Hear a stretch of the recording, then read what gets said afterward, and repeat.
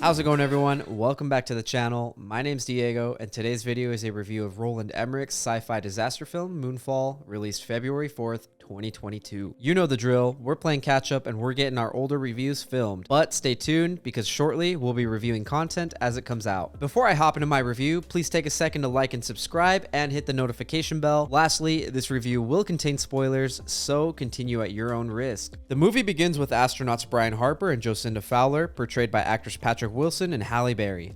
They're on a satellite repair mission when a mysterious black swarm attacks them, knocking Fowler out and killing a crew member. Harper saves Fowler and returns to Earth, but no one believes his story about the alien encounter, and he's fired from NASA and he ends up divorced. 10 years later, Casey Houseman, a conspiracy theorist and knowledgeable astronomer, discovers that the moon's orbit is veering closer to Earth. He believes the moon is a Dyson sphere and shares his findings with Harper, who ignores him, which I probably would too. Houseman goes public with his findings and NASA is forced to launch a mission to investigate the abnormality. 3 astronauts are sent to space and they launch a probe into an artificial hole in the moon, but they are quickly killed by the same swarm that attacked Harper and Fowler 10 years prior. The director of NASA steps down and Fowler is promoted. As director, Fowler learns that the Apollo 11 mission had found evidence suggesting that the moon was hollow. She also discovers that the military had begun and abandoned an EMP project meant to kill the swarm. With Harper and Houseman's help, Fowler unretires the Space Shuttle Endeavour and launches it with the prototype EMP just before a tsunami destroys their base of operations. In the moon's atmosphere, the crew discovers that the swarm responds to electronic activity while in the presence of organic life. They enter the interior of the moon and also discover that the swarm is siphoning energy generated by a white dwarf. Conspiracy theorists, you win this round. As a result, the Dyson sphere's orbit has destabilized. A hangar in the megastructure opens up and the crew enters it, narrowly avoiding the swarm. Inside the hangar, the Dyson sphere's AI communicates with Harper and explains that the megastructure was constructed billions of years ago by humanity's ancestors. The swarm is also part of a larger rogue AI developed by the ancestors. The moon's AI helps the crew and upgrades their shuttle and EMP.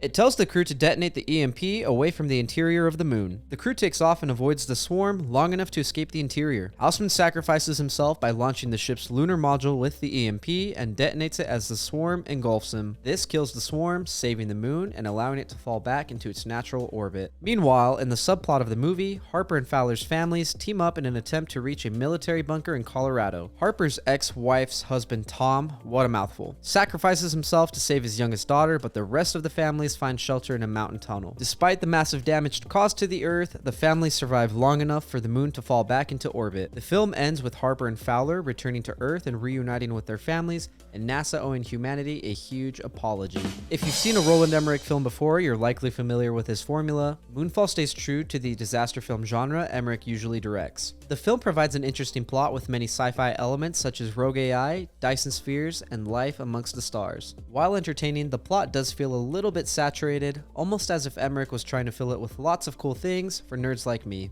Unfortunately, with all of these combined elements, the subplot was distracting and took away from the fun sci-fi scenes in space. Despite having big-name actors in the film like Halle Berry, Patrick Wilson, and Michael Pena, the star of the film was John Bradley. Bradley perfectly encompasses the funny, slightly chubby tech guy who makes lots of cool references ranging from Elon Musk to the Matrix's red and blue pill. Seeing Bradley get excited and emotional about his discoveries made you feel excited and emotional about them too. The rest of the cast did a good job, just not great. I think the pace of the movie was its worst element. Too many plots were introduced and this dragged out the film's length. For me, the family plot on Earth was a real doorstopper. I would find myself getting excited about the adventure in space, and as soon as something big happened, the movie would take us back to the family on Earth. On a different note, I thoroughly enjoyed the soundtrack. The music was cinematic and it made me feel like I was experiencing the events in the movie. In addition, the film featured a bunch of fun songs like Africa by Toto. The dialogue within the film was great. There were so many nerdy things said that my brain melted in joy from all the things I understood, or at least thought I understood. Tom, played by Michael Pena, had an entertaining rivalry with Harper,